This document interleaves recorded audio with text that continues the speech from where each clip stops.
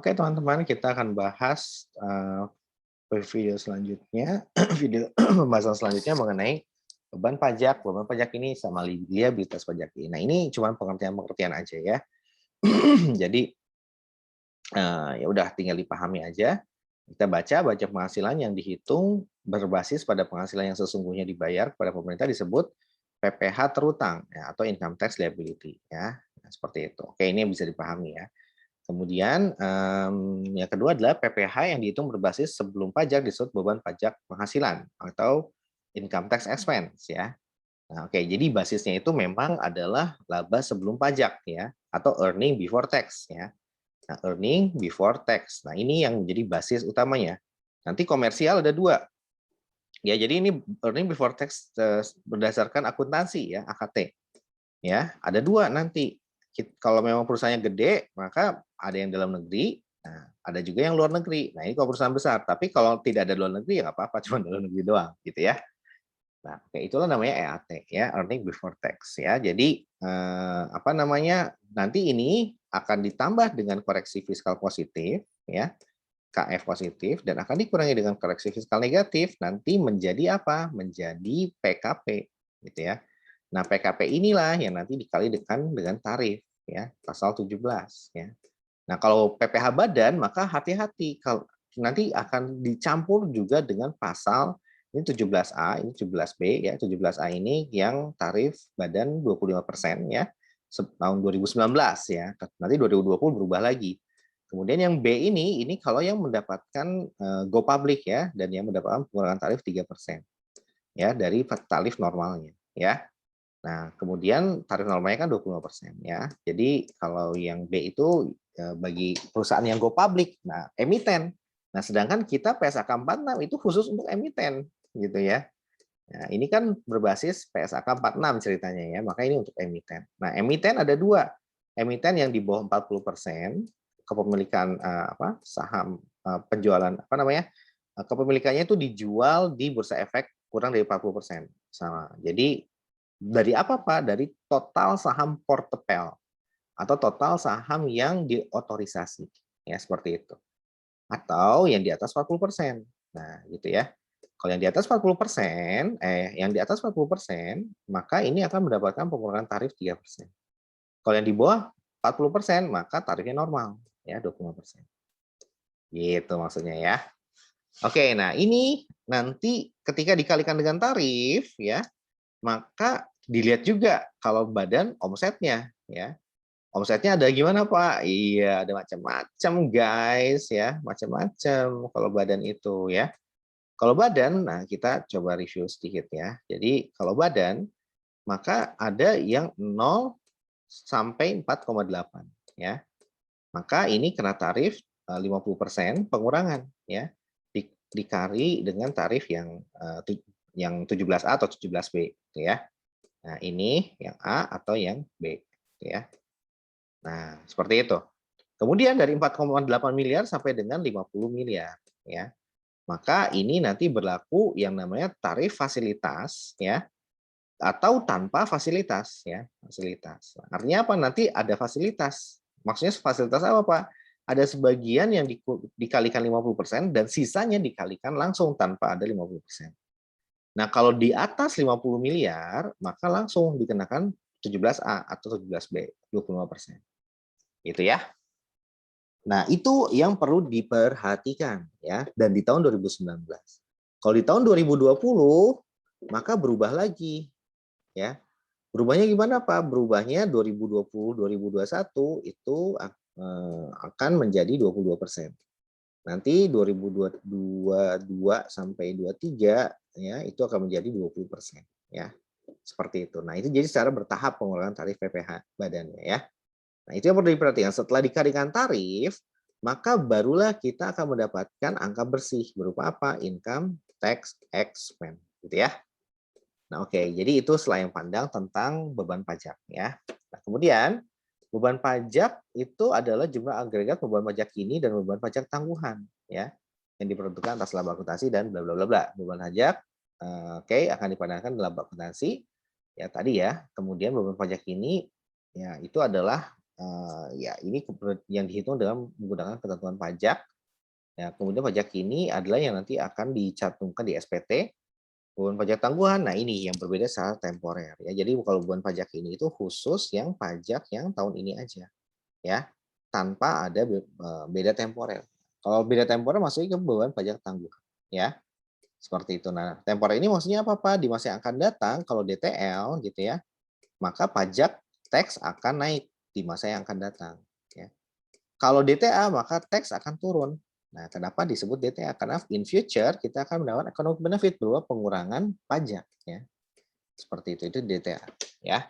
Di masa yang akan datang ini berarti YAD ya, masa YAD yang akan datang. Itu tax-nya naik berarti DTA. Kalau tax-nya turun berarti DTA ya, seperti itu. Nah, kalau temporer itu akan menghasilkan DTL dan DTA gitu ya, seperti itu. Oke, nanti kita lihat ya seperti apa bentuk ininya. Nah, baru setelah itu liabilitas pajak ini ya itu adalah utang PPh ya. Nah, kemudian dicatat sebagai utang penghasilan dan sebagai ada pajak dibayar di muka. Nah, ini yang dinamakan dengan kredit pajak ya. Inilah yang dinamakan dengan kredit pajak. Jadi sifatnya dibayar di muka. Ya. Nah, oke, itu adalah tentang beban pajak kini dan kawan-kawan ya. Nah, pada dasarnya Pak, nah kesimpulannya adalah simpel aja sih kesimpulannya mah. Intinya kalau nanti di jurnal gimana Pak? Nah, kalau nanti di jurnal ini namanya income tax expense ya. Nanti di bawahnya adalah kredit pajak ya, KP atau kredit pajak. Nah, ini namanya prepaid nanti. Prepaid apa? Prepaid PPh 22 ya, PPh 23 ya, dan kawan-kawan ya. Sampai nanti dapat terakhirnya adalah kita tutup pada income tax payable. Nah, inilah yang menjadi pajak pajak kurang bayar ya, PKB. Dan inilah yang nanti harus dilunasi oleh si WP Badan ya atau emiten tersebut. Oke, dari situ cuma gitu doang sebetulnya jurnalnya ya. Gampang kan? Iya. Nah, kita lanjutkan pada video yang ini pada slide selanjutnya. Langsung aja ya bahwa kalau gitu fokus dari pembahasan kita sebetulnya ada di chapter 5 ini. Di nomor 5 ini yaitu pajak tangguhan. Nah, pajak tangguhan dihasilkan karena adanya perbedaan temporer atau beda waktu ya dan sisa kompensasi kerugian. Nah, kita lihat ya, maksudnya gimana Pak? Jadi intinya setelah kalian clustering, ya, kalian kan tahapannya adalah clustering dulu ya, tahap 1. Kalian langsung ini ya, earning before tax ya. Ini dari si komersial ya, dari si PSAK atau ya PSAK 1 gitu ya. Kemudian yang kedua adalah kalian cari tahu koreksi fiskalnya ya. Setelah itu kita kelompokkan koreksi fiskal tersebut berdasarkan beda tetap versus beda waktu, BTBW ya. Nah, baru setelah itu yang beda waktunya saja yang kita ambil dikali dengan tarif ya. Tarif 17 ya. Maka ini akan menjadi kalau positif akan menjadi DTA ya kalau hasil kalinya positif, kalau negatif maka akan menjadi DTL. Ya. Nah, seperti itu tahapannya ya. Nah, kemudian di sini kaitannya perbedaan tempo. Jadi yang nanti akan menjadi pajak tangguhan hanyalah perbedaan temporernya saja ya. Dan ada DTA dan DTL. Nah, kita lanjutkan ya. Nah, kalau kapan diakui sebagai DTA dan kapan diakui sebagai DTL ya. Seperti itu. Kalau tadi ya, kalau dia ternyata perkaliannya positif dikali tarif positif maka dia DTA ya. Kalau DTA maka pasangannya adalah si revenue. Kalau DTL maka pasangannya adalah si expense ya, seperti itu. Nah, that's why ini nih pendapat pajak tangguhan bareng dengan aset. Beban pajak tangguhan dengan DTL gitu ya. Nah, oke, kita lanjutkan lagi. Kemudian nah ini aset pajak tangguhan udah ya tadi DTA. Kemudian liabilitas pajak tangguhan ini DTL ya. Nah, ini cara menghitungnya tadi sudah dijelaskan juga bahwa ketika sudah dapat koreksi fiskal positif dan negatif, dilanjutkan dengan analisis apakah dia beda waktu atau beda tetap, ya maka kalau ternyata hasilnya adalah perkalian antara jadi kita totalin ya KF-nya ini ya KF-nya ini kita totalin tapi yang kita ambil yang mana yang BW saja ya KF BW tapi dia positif dan negatif kita jumlahkan.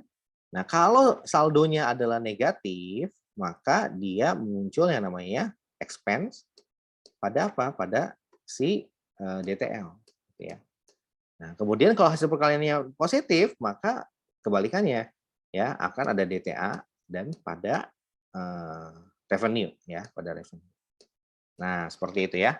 Nah, ini adalah konsep dari beda tetap dan beda waktu yang nanti pada dasarnya akan kita ambil untuk perhitungan DTA dan DTL kita, ya. Nah, seperti itu jadi kesimpulannya. Ya, jadi pada dasarnya apa sih Pak? Buat apa sih Pak kita membahas chapter ini? Membahas PSAK 46 ya. Ya pada dasarnya untuk mencatat DTA dan DTL. Ini salah satunya dan ini salah satu yang menjadi tujuan utama ya. Nah, seperti itu ya. Oke, tapi untuk mendapatkan DTA dan DTL ini kan dari beda waktu ya. Yang positif dan negatif diakumulasikan. Nah, untuk mendapatkan ini maka kita harus menganalisis yang lain juga yaitu yang beda tetap. Intinya apa? Intinya kalian belajar PPh Badan dan diulangin di sini ditambahin dengan bagaimana cara pencatatan secara akuntansinya ya. Oke, jadi walaupun yang ditanyakan adalah beda waktu ya, tapi untuk mendapatkan nilai beda waktu yang presisi, kita perlu menghitung semuanya. Kita sisir satu persatu. Ini beda tetap, beda waktu, dan sebagainya. Setelah itu kita oke lah dapat clear ini yang beda waktunya aja. Itulah yang kita gunakan untuk menghitung pajak tangguhan. Gitu ya. Oke teman-teman, saya kira itu aja yang bisa saya sampaikan. Semoga bisa bermanfaat. Semangat belajar. Assalamualaikum.